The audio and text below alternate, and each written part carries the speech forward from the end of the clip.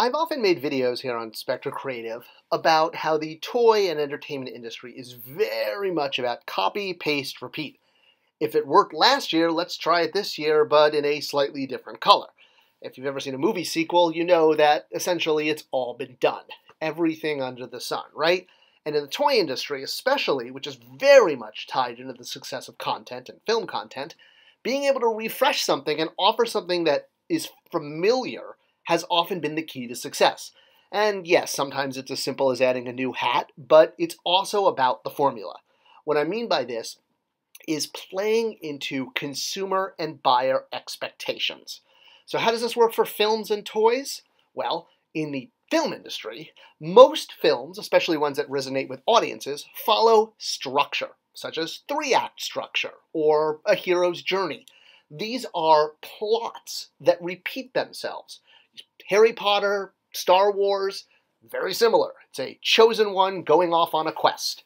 This formula is familiar. For example, look at different movie genres, right? If you take different genres and look at all of the films that make up this genre, you will see over and over and over again there's similarities. And this is because not that there's a lack of new ideas, but because studios know audiences have expectations. When they go to see a certain type of film, well, they expect that film to have certain types of plot points. And this has been the key success to why Marvel has done so well theatrically, especially compared to, if you will, its crosstown adversary, DC or Warner Brothers Studios.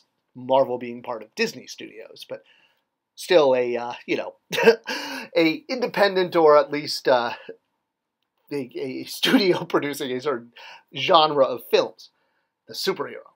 But Marvel's success is taking the superhero genre and being able to over and over again creatively overlay superheroes onto existing audience expectations. So what do I mean by this? Let's look at a Marvel movie. Let's look at Ant-Man, for example, right? Did very well, unexpected hit. Ant-Man is a heist movie. That's all it is. Ant-Man is just your standard Hollywood heist movie that's made over and over and over again, hitting all of the necessary plot points to make an audience feel like it's a group of characters that have come together, been brought together to pull off a heist. We see this all the time in content, right? We're very familiar with the concept. Marvel added a superhero. Or Thor Ragnarok, another perfect example. You had Thor and Hulk teamed up together, and it's essentially a buddy comedy. Again, a genre that audiences are extremely familiar with. They have certain expectations of what's going to happen plot-wise. They know going into the movie they're going to laugh, they're going to cry, they're going to kiss $5 goodbye. God, I wish movies still cost $5.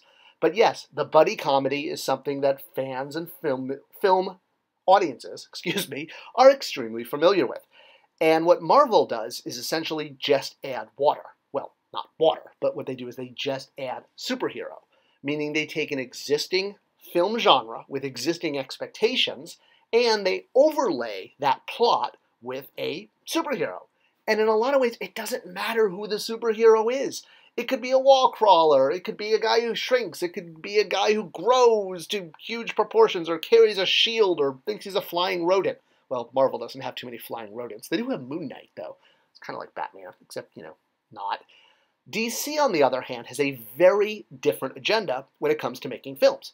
While Marvel is focused on making commercial films, well, obviously Warner Brothers is focused on commercial films too, but we all know that they're controlled by the Animaniacs and forced to do whatever they say. Actually, it's not that far off. While it's not the Animaniacs, the heads of Warner Brothers are very, very focused on the Oscars and the movie industry and about using their product to attract directors and giving them permission to do whatever they want. I mean, it's not a free-for-all, here's $1 billion budget and go at it, but they're not as controlling. They're very much looked at as almost a studio art house, where Warner Brothers wants to be able to attract top-line directors. Marvel, on the other hand, is much more focused on making commercially successful films, regardless of who the director is. Heck, they've even fired directors and replaced them in order to produce the product they want. So let's look at an opposite example with Marvel. Doctor Strange and the Multiverse of Madness. Now, I'm a huge Doctor Strange fan, both in terms of content and toys. I've bought the same Doctor Strange toy multiple times over and over again just because, well, I love the character and the content so much. And I was very much looking forward to Doctor Strange 2, especially after all the screen time he got in Infinity War. The thing about Doctor Strange, like how Ant-Man is a heist movie, Doctor Strange is a horror movie. All they did was take the concept of a horror movie, the plot points, the audience expectations of what you're going to get from this genre, and overlaid it with superheroes. Doctor Strange, and American Chavez, and Wong, and, all that fun stuff. So going in, if you were expecting a horror movie, you got that. But that exactly is the issue. See, horror movies, while they have their fans, have a much more limited audience compared to other film genres. Why is that? Well, it's not because horror movies are bad. It's all about involuntary reactions. So movies, books, content, things can cause involuntary reactions to the audience. For example, a comedy movie makes you laugh. You can't help it. A horror movie makes you cringe or, fall back in fear. All right, so laughing versus fear. Or an adult film, especially in the 70s, that was meant to turn you on, if you will. Again, another involuntary reaction. So knowing that films have this power, when Marvel deliberately went to make Doctor Strange as a horror movie, what they were doing, whether it was in forethought or not, was they limited their audience. And that's one of the problems, is while there are people who like being scared, and God bless them, there are fewer of them. Because, well, being scared on the list of total emotions is one that's less enjoyable, shall we say. Because, well, you feel scared. Your adrenaline is going in kind of a negative way, versus laughter, which releases dopamine and makes you feel happy. So understanding the different genres and the involuntary reaction that these genres cause in the audience, whether that's fright, laughter, gasping, excitement, movies have the ability to do this, unlike almost any other genre of content, because it's so interactive.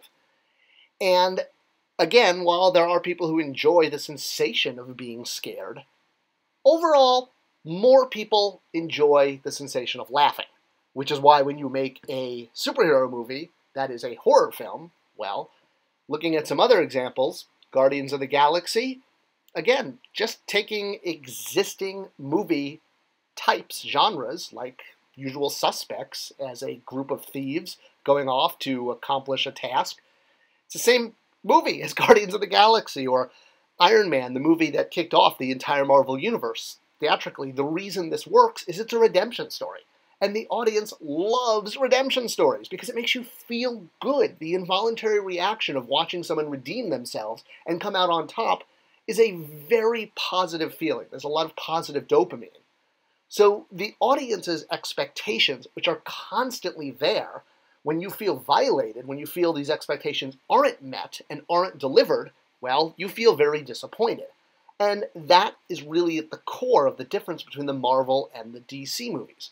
With Marvel, they're taking, again, existing genres and just giving them a new coat of paint. They're just taking a superhero and dropping them into something the audience already has a connection with. DC movies, on the other hand, are made for critics. They're made for award ceremonies. They're made for, well, Hollywood, if you will. They want to attract directors that are going to feel like they can tell their auteur story. And yes, Warner Brothers as a studio is very focused on winning awards, winning Oscars, getting prestige, because this helps them attract more directors to the studio that will feel like this studio, Warner Brothers, will allow me to tell the story I want to. Whereas, on the other hand, Marvel is very controlling and basically tells their directors exactly what to do. They're not as interested in winning awards as much as they are interested in selling toys and making money and ticket sales. Because at the end, toys can actually dwarf ticket sales. This happens all the time. But when you have a very dark, edgy movie that's made for critics and made for the Oscars and that type of thing, it doesn't sell toys. When I worked on the Dark Knight line at Mattel, after the movie did so well but the toy line tanked, We had to do this huge post-analysis about why it didn't work, and in the end of the day, it came to the fact that it scared kids. Versus, on the other hand, you have a movie like Guardians of the Galaxy, which introduced a character that no one had ever heard of, at least mainstream, but now you can go out and you can buy a Rocket Raccoon mask because it told a story aimed at mass audiences using an existing genre of film that audiences could relate to. And that is the difference right there between Marvel and DC movies, and why Marvel movies have been performing better. I hope this was an interesting view and you enjoyed it. Please do share it with others. I most appreciate that. Leave your comments below, and I'll see you there for my comments back. Thanks for watching. See you next time.